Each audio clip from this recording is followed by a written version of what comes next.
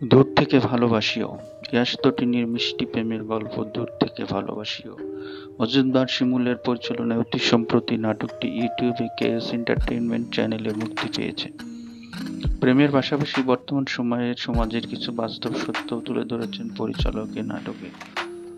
গল্প শুরু করার আগে সবার কাছে অনুরোধ, লাইক দিয়ে ভিডিওটি দেখা শুরু করবেন এবং চ্যানেলে নতুন হলে সাবস্ক্রাইব করে পাশে থাকবেন।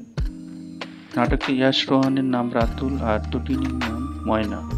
নাটকের শুরুতে দেখা যাবে মসজিদের মাইকে ফজরের আজান হচ্ছে এবং রাতুলের বাবাকে অজু করতে দেখা যায়। পরের দৃশ্যে দেখা যায় আমাদের নাটকের নায়িকা ময়না হন্তদন্ত হয়ে ছুটে আসছে।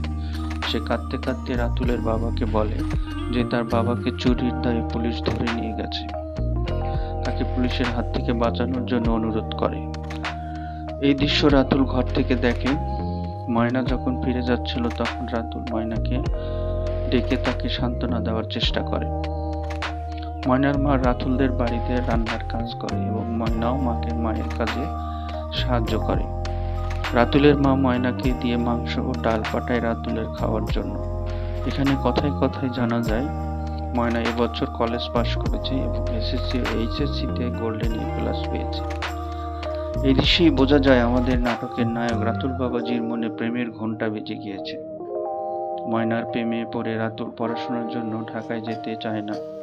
এরপর বিভিন্ন সময়ে রাতুল ময়নাকে অনুসরণ করতে থাকে। কখনো ময়নার বাসায় যায়, কখনো নদীর ঘাটে, কখনো বাসার কাজের ফাঁকে ময়নার সাথে কথা বলার ও কাছে আসার চেষ্টা করে। রাতুল ময়নাকে বলে তার পড়াশোনা চালিয়ে যেতে হবে এবং শিক্ষিত মা হতে হবে। তখন ময়না বলে চোরের মেয়েকে কেউ বিয়ে করবে না, সে মাই হতে পারবে না, আবার শিক্ষিত মা। একদিন রাতুল ময়নাকে বাড়ি পৌঁছানোর কথা বলে হুন্ডাই করে দূরে কোথাও নিয়ে যায়। এখানে রাতুল তার মনের কথা, তার প্রেমিক প্রকাশ করে ময়নার কাছে, কিন্তু ময়না বিশ্বাস করে না। সে বলে তাকে কেউ কোনোদিন ভালোবাসবে না। তাকে কেউ কেন ভালোবাসবে? সে কে? রাতুল বলে তুমি সৎ, তুমি সুন্দর। ময়না সরাসরি কিছু না বললেও সে জানায় সেও তাকে ভালোবাসে, তবে দূর থেকে ভালোবাসবে।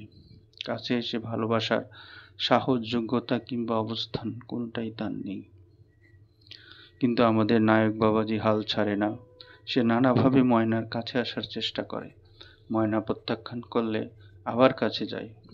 একসময় ময়নার মন গলে যায় এবং রাতুলের বাহু ধরে ধরা দেয়। এই দৃশ্য দেখে ফেলে রাতুলের বাবা। পরের দৃশ্যে দেখা যায় নায়কের বাবা নায়ককে শাসন করছে, কিন্তু রাতুল জানিয়ে দেয় যে ময়নাকে ছাড়া বাঁচবে না। এমনকি রাতুলের বন্ধুরাও তাকে জানায় যে সে ভুল করছে, তার বাবাই ঠিক। এরপরই নাটকের ক্লাইম্যাক্স শুরু হয়। ময়নার মাকে বাসার কাছ থেকে বাদ দেওয়া হয়। বাসায় এসে ময়নাকে অনেক বকাঝকা করে তার মা। রাতুল ময়নাকে জানায় তাদের সম্পর্ক কেউ মেনে নেবে না, তারা দুজন অনেক দূরে চলে যাবে। এদিকে রাতুলের বাবা তাকে হুমকি দেয়, তার মাথা থেকে প্রেমের ভূত কিভাবে তাড়াতে হয় তা সে জানে।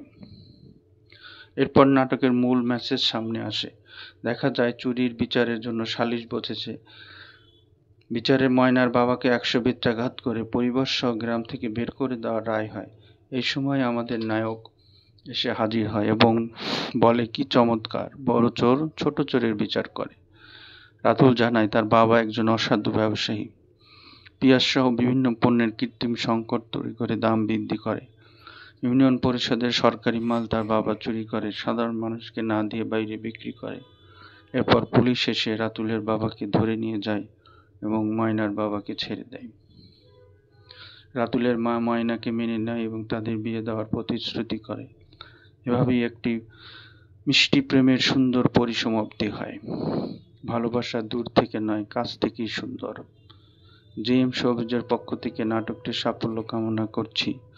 যারা এখনো নাটকটি দেখেননি, কেএস এন্টারটেইনমেন্ট চ্যানেলে গিয়ে দেখে আসতে পারেন।